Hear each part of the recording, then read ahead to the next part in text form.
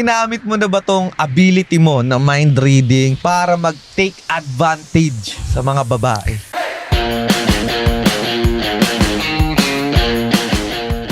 Next question, Nomer. Ginamit mo na ba yung kakayahan mo bilang mentalist para manloko ng tao? Manloko, hindi. Pero maging attractive, yes. Sige, pwede ba nating medyo pag-usapan? Bigyan mo Ewan ko kung napasadahan ni Brian na kung paano kami naging magkaibigan ni Brian. Hindi. Paano ba?